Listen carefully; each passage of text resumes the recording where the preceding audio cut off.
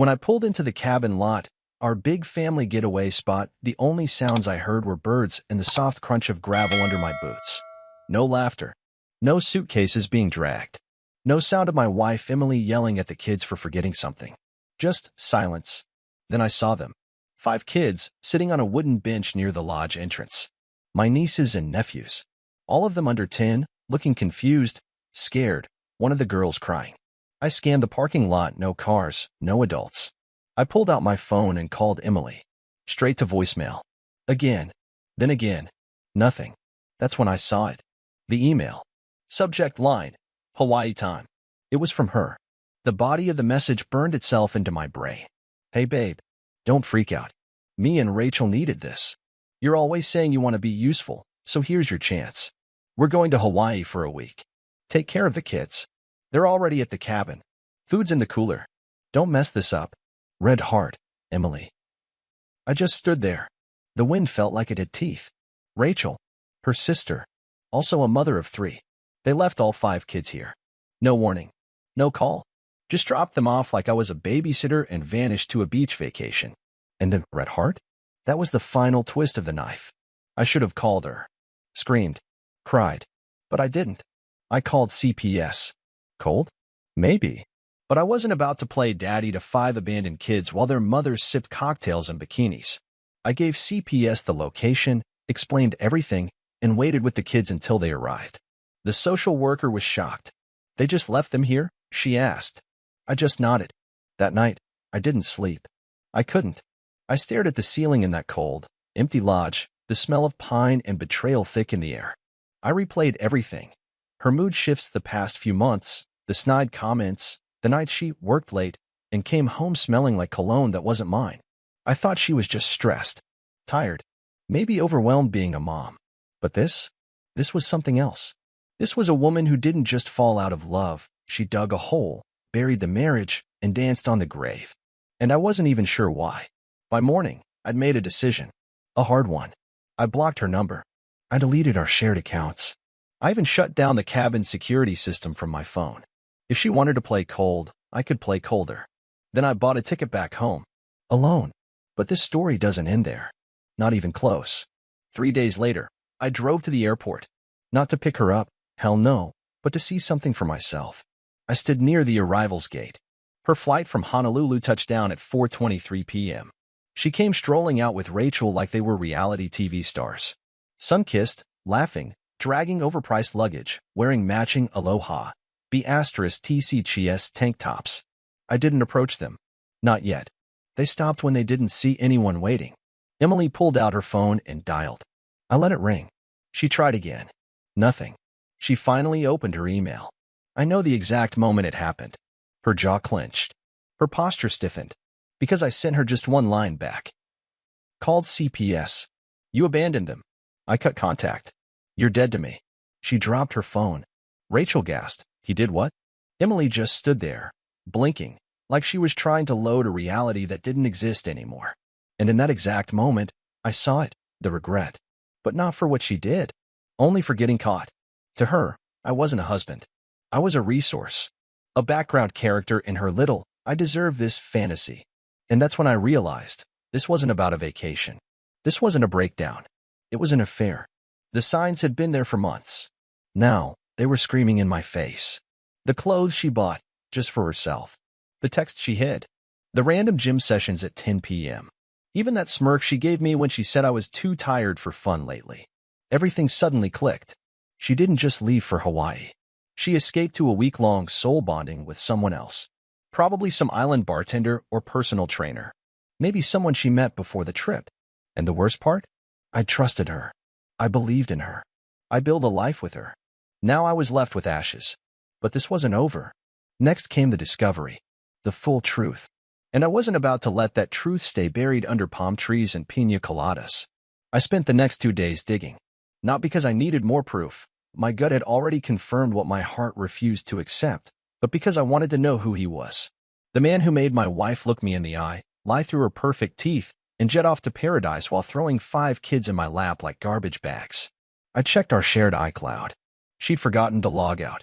Classic Emily, smart when it comes to manipulation, stupid when it comes to details. Within minutes, I had her entire photo roll. At first, it was what you'd expect: beach shots, pool selfies, drinks with umbrellas. But then I saw it. Him. A guy maybe 10 years younger than me. Ripped. Tanned. Wearing one of my old college basketball t-shirts, one she said she threw out because it was too worn. He wasn't in just one picture. He was in all of them. Holding her waist. Kissing her cheek. Whispering in her ear while she smiled like the happiest woman alive. She had a full-on vacation romance, while married, and she brought her damn sister along to babysit the cover story. I sat there for 10 minutes, frozen, while the picture scrolled in front of me. Then I opened her texts. They were worse. Emily. Can't wait for tonight. Hope your room still smells like coconut and sin. Winky face. Him. You're insane. You said your husband's watching the kids. Emily. He's a pushover. He's probably grateful I'm not nagging him. That line. That one. It broke something in me. I had always defended her. Even when my brother said she gave off Hollywood narcissist vibes. Even when my mom said she noticed Emily treated me like an errand boy. Even when my friends stopped inviting us places because she made everything about her. I defended her. I believed love was enough. Loyalty was enough. Turns out, loyalty is just weakness to people like her. She didn't love me. She used me. For money. For comfort.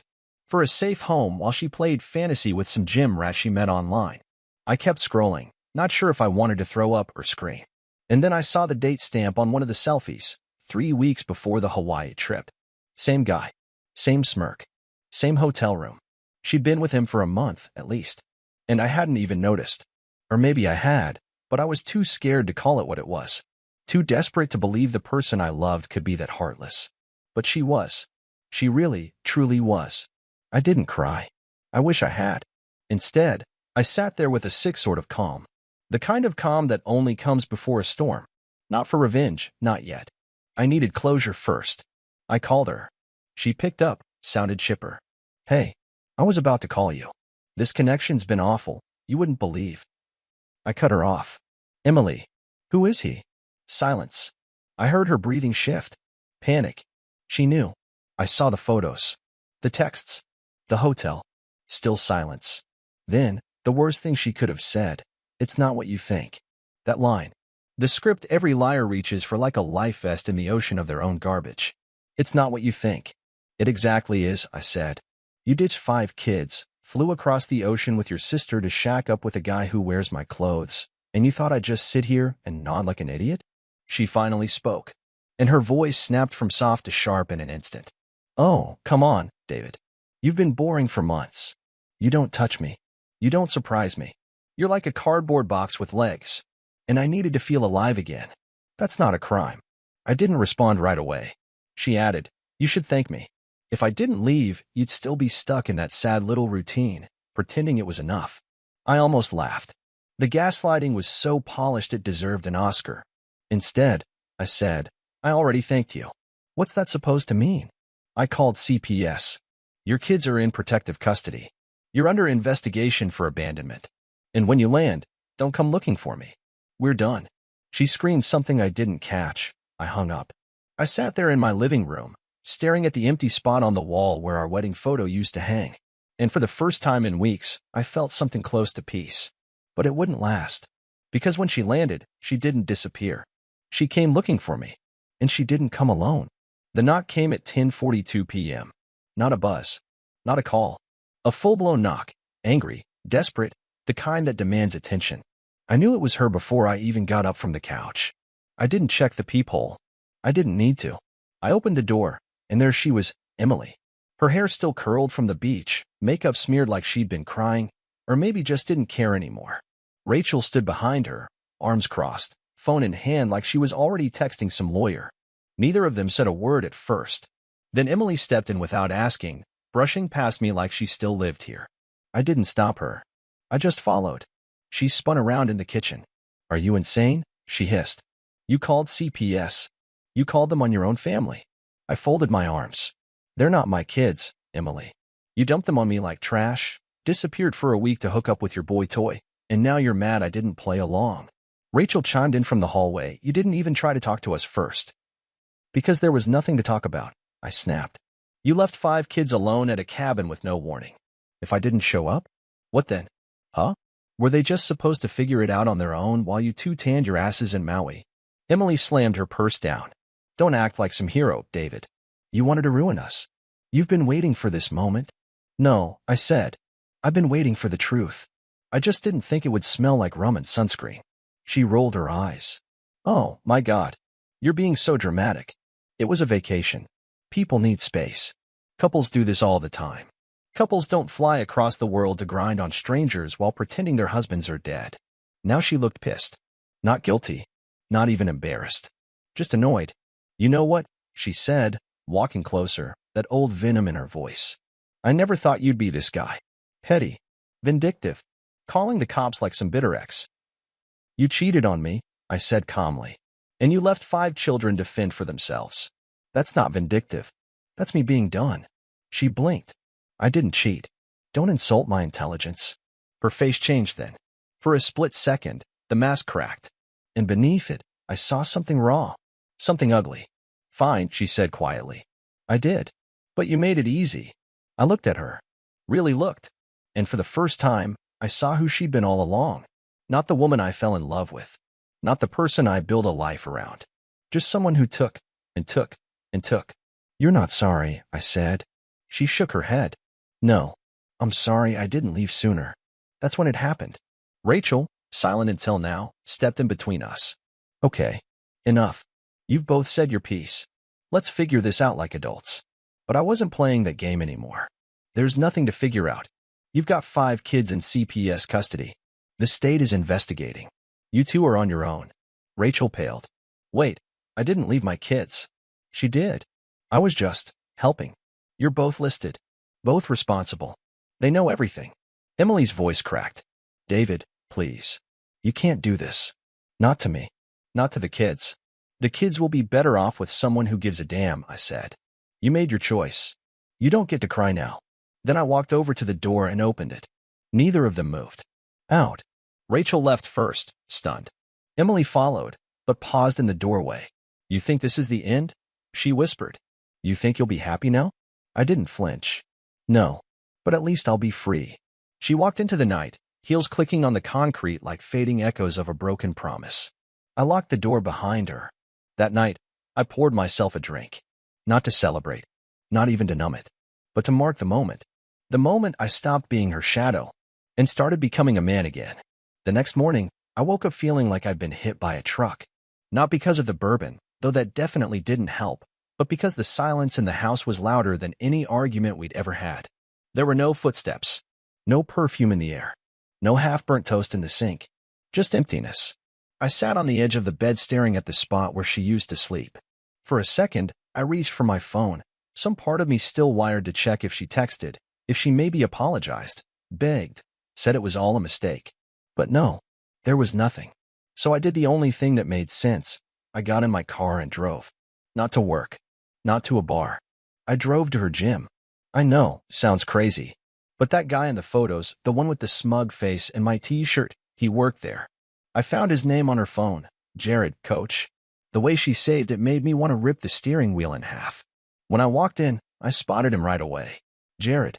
All abs and tattoos and that fake confidence that only comes from sleeping with another man's wife. He didn't recognize me at first. I just stood there, watching him flirt with a client, that same smug smile plastered across his face like nothing in the world could touch him. Until I said his name. Jared. He turned. Yeah? You need a trainer or... I didn't let him finish. I punched him. Right in the mouth. The sound it made, God. I'll never forget it. The crack of knuckles on jawbone. The way his head snapped back. The gym went silent. A couple people screamed. He stumbled, bleeding from the lip, staring at me in pure disbelief. The hell is wrong with you, man? You wore my shirt, I said. He blinked. What?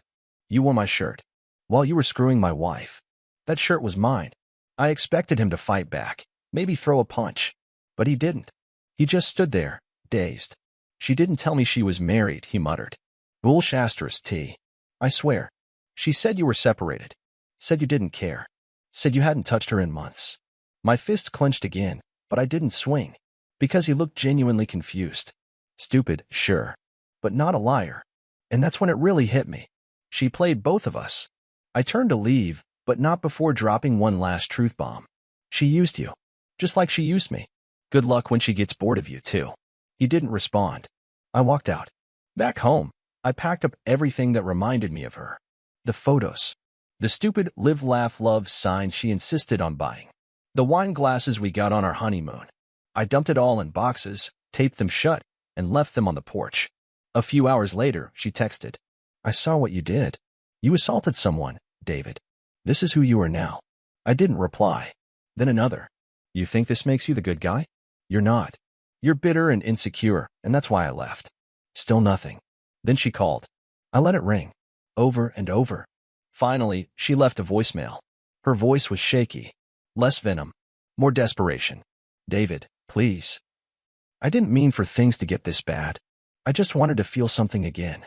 I didn't plan to hurt you. I don't know what's happening to me. I stared at the phone for a long time after that. Her words echoing in my head. I just wanted to feel something. That's the thing. People like her don't want love. They want chaos. Fireworks. Constant motion. And when life gets too steady, too real, they burn it all down just to feel the heat again. I wasn't going to be part of that fire anymore. So I texted her 2 words. Get help. Then I blocked her. Again. And this time, it stayed that way. The next few days were a strange blend of quiet and chaos. The kind of quiet that feels like it's holding its breath before something explodes. The kind of chaos that isn't loud, but lives in your chest, thumping like a second heartbeat that won't shut the hell up. I didn't talk to anyone at first. Not my friends, not my brother, not even my mom. I wasn't ready to hear the I told you so, or worse, the pity. What I did instead was clean. Scrubbed the floors. Tossed out half the furniture. Washed every goddamn bedsheet in the house like it could erase the night she snuck in late, smelling like someone else's cologne. It was stupid, but it helped. Then, on day 4, Rachel showed up. I didn't open the door right away. I just watched her through the peephole, standing there in her heels and tight jeans, holding a brown paper bag like she was delivering cookies instead of guilt. Eventually, I cracked the door open. David, can we talk? I'm not interested in group therapy, Rachel. I came alone. I let her in, but didn't offer a seat. She stood in the kitchen, looking around at the house like it was a crime scene. Maybe it was. I didn't know she was cheating, she started. I raised an eyebrow. I didn't, she insisted. I knew she was spiraling, drinking more, getting bitter. But I didn't know about Jared until we landed in Hawaii. She told me on the 2nd day. And you stayed. Rachel hesitated. She said she was leaving you anyway. Said it was over. I figured. Maybe it was for the best. I couldn't help but laugh. Right. Because ditching 5 kids in the woods to go screw around on an island sounds like a well-thought-out escape plan. She told me you were cold, Rachel said. That you hadn't touched her in months. That she cried herself to sleep. She lied. I know that now. She looked down at the floor, biting her lip like she had more to say. And she did. She's pregnant. The air left my lungs so fast I had to lean against the counter. Say that again. She's pregnant, Rachel repeated, softer. She found out right before the trip. She doesn't know who the father is. My world tilted. I stared at Rachel, trying to find some sign that she was screwing with me, trying to get a rise, trying to break me down one more notch. But her face was pale. Her voice was shaking. She told me to tell you. She couldn't do it herself.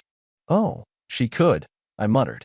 She just didn't want to face the look on my face when she did. I didn't cry.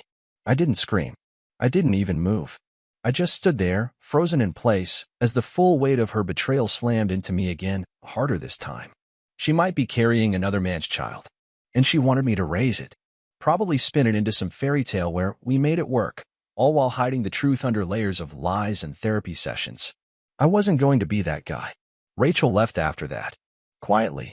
She didn't ask for forgiveness. She knew better. That night, I didn't sleep. Instead, I pulled out the photo album from our wedding. There she was, Emily, glowing in her dress, holding my hand like it meant something. I ripped the photos out one by one. Not in anger. Not in some dramatic, movie-style rage. Just slowly. Methodically. Like removing poison. Then I burned them in the sink. One by one. The flames crackled, curled the edges, turned her smile into ash. And I watched, letting every lie melt away in the fire. It didn't fix anything. But it was a start.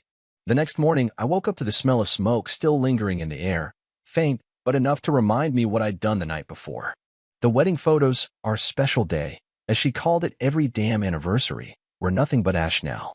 Funny how something that once felt like the foundation of a life could burn away in 15 minutes with a lighter and a stainless steel sink. I checked my phone, expecting silence. Instead, I had 27 new messages from Emily, all of them sent after midnight. The first few were aggressive. You don't get to ignore me. I'm still your wife. You're acting like a child. Grow up. If you keep blocking me, I'll show up and you won't like it. Then they shifted. I'm scared. The baby might be yours. Please, David. I'm so confused. I didn't reply. Not because I didn't feel anything, I did. I felt too much. I stared at those words for a long time, letting them poison me slowly. She was unraveling. Desperate. And part of me wanted to yell, to accuse, to spit everything I had left into her face. But I didn't. I put the phone down and poured coffee instead. Around noon, I called my lawyer. I didn't ask for advice. I gave instructions. I want the divorce papers sent this week. I don't care about her excuses. We're done. He asked if I was sure. I'm past sure, I said. I'm empty. After that, I drove to the lake. Not for peace, not for clarity, just to feel something real. The wind, the cold water, the silence. Something that didn't lie to me or demand anything. Just nature. Truth in its purest form. I sat on the dock for an hour. No music. No phone. Just thoughts. I thought about the first time I met Emily. At a bar downtown. She spilled a drink on my jeans and laughed like it was the most charming thing in the world. I thought about our honeymoon, how she cried at the airport because she didn't want it to end. I thought about how she used to sleep on my chest and say, "Promise you'll never leave me." I should have realized then how afraid she was of being alone. Not because she loved me, but because she needed someone to lean on, someone to carry the emotional weight while she floated from thrill to thrill, pretending it was love. And now? She was clinging to the last threads of our marriage because it was falling apart in her hands. The moment I stepped back into the house, the doorbell rang. I didn't even have to ask. Emily was standing there. No makeup. Hair a mess. Eyes bloodshot. She looked like she hadn't slept since the night she left for Hawaii. "I'm not here to fight," she said, voice cracking. "Good. I'm too tired to win again." She gave a weak laugh. Like she thought that line might soften me. It didn't. "I don't know what I'm doing," she admitted. "Everything's messed up. I've ruined everything." I leaned against the doorframe. "Yeah, you have. I don't want it to be like this," she whispered. "I want to fix it. There's nothing left to fix." She stepped closer. "What if the baby's yours? And what if it's not?" Silence. "I still love you," she said, barely audible. "You love the idea of me," I replied. "You love the man who cleaned up after you, who paid the bills, who made you look stable while you tore everything apart behind closed doors." "That's not true." "It is. And the worst part? I let it happen. I knew. Deep down, I always knew what you were. I just didn't want to believe it." She started to cry. "I'm sorry." "I know." She reached for my hand. I didn't let her take it. "Go home, Emily. I don't have one anymore. That's not my problem." I closed the door. This time, I locked it for good. A few days passed. No more texts. No more calls. Just silence. At first, it felt like standing in the aftermath of a war. Rubble everywhere. Smoke still in the air. But then, something shifted.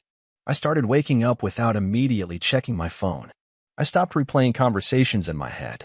And for the first time in months, I took a breath that didn't feel like it was laced with poison. Then I got the results back from the paternity test. It was a strange envelope. Clinical. Cold. I sat at the table for 20 minutes before I opened it. My hands were steady. That surprised me. I thought I'd be shaking. The baby wasn't mine. I stared at that line on the paper. Read it twice. Then once more. I didn't feel rage. I didn't even feel relief. I just felt done.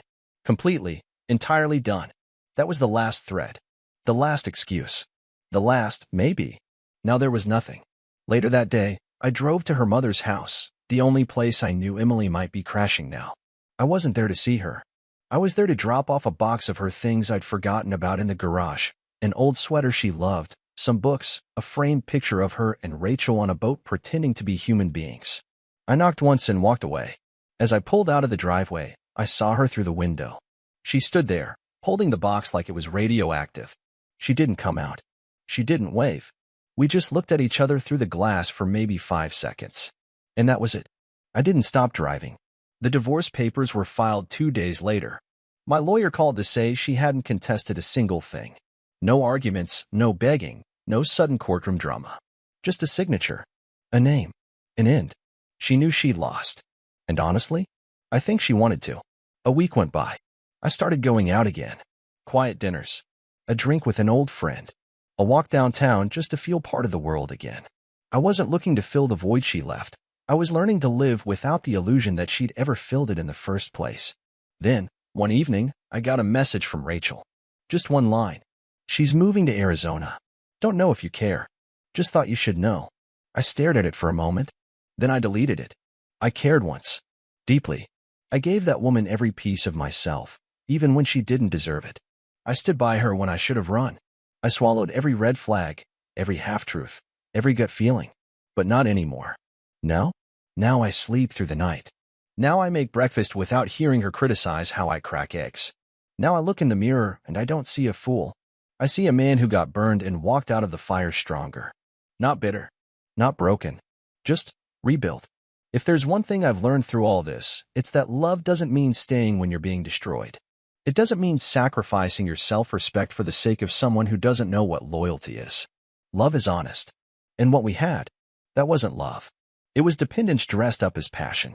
Control disguised as charm. Lies layered over convenience. But me? I'm not convenient anymore. I'm free. A few months passed. The seasons shifted, and with them, so did I. The air got colder. The leaves burned orange and fell, just like the last pieces of whatever I had left for her. I found a strange peace in the routine. Coffee at 7, gym at 8, work until 6, dinner alone. Quiet, calm, simple. Nobody lied to me in those hours. The funny thing is, people started noticing. Friends who had stopped calling during the Emily era came back. My brother, who once told me she gave him bad energy, invited me over for beer and a game for the first time in years. Even my mother, who'd once begged me not to marry her, sat across from me in her kitchen and said, "I missed you." I realized, for the first time, just how far gone I'd been. It wasn't just the betrayal. It wasn't just the guy in the gym or the vacation or the abandonment. It was the way she chipped at me every day, until I was nothing but a shell of the man I used to be. Until I thought walking on eggshells was normal. Until I believed silence meant peace. It wasn't peace. It was submission. Now, I had real peace. But it came with a cost. Some nights, I still dreamed of her. Not the real Emily, the one who left 5 children like forgotten luggage and called it freedom, but the version I used to see. The girl in the sundress. The woman who kissed me at our front door before work like we were a love story. That version never existed. She was a character I made up. A mask she wore until she got bored. One afternoon, I was cleaning out the attic and found a box labeled US. Photos, movie tickets, letters. I almost tossed it without opening it, but something stopped me. Inside, I found a card she wrote on our first anniversary. She had drawn hearts all over the back, written "Can't wait to grow old with you," and included this line: "You make me feel safe, like I don't have to run anymore." That one sentence hit me hard. Because she did run. From responsibility. From motherhood. From honesty.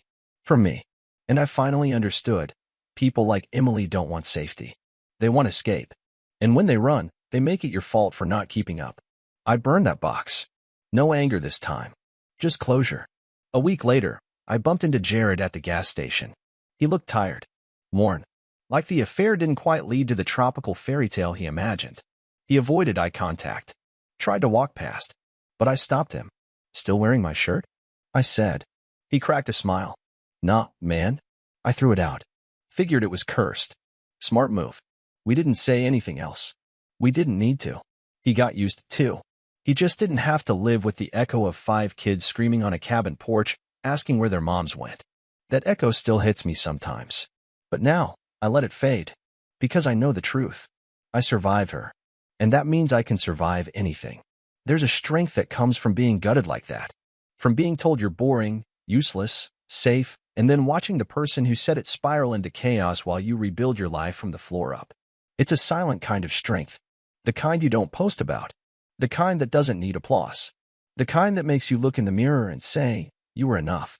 She just didn't want enough. She wanted escape. But you? You stayed. You stood your ground. And now, finally, you walk forward without chains.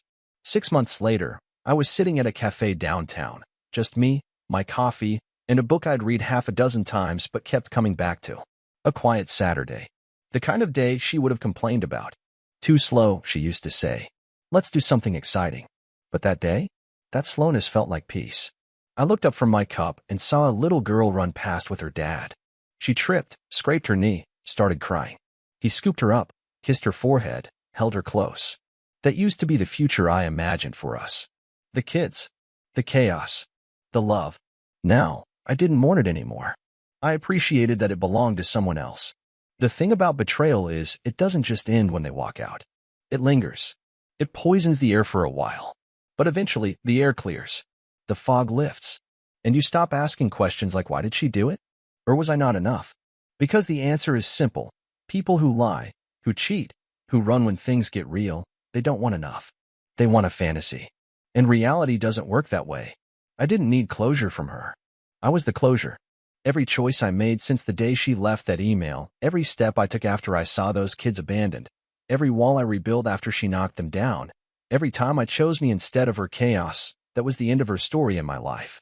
The final chapter wasn't her apology, or the baby that wasn't mine, or the signature on the divorce papers. It was me, sitting in that cafe, sipping coffee in silence, and smiling, actually smiling for no one but myself. So if you're reading this, and you've been lied to, broken down, made to feel like you're not worth honesty, remember this. You'll survive. Not all at once. Not in a clean line. But you will. One quiet morning, you'll open your eyes and realize you don't miss her laugh. Or her perfume. Or the way she used to touch your arm when she wanted something. You'll realize you don't miss the version of her you build in your head. Because you become someone better than the man who needed her. And that's the real ending.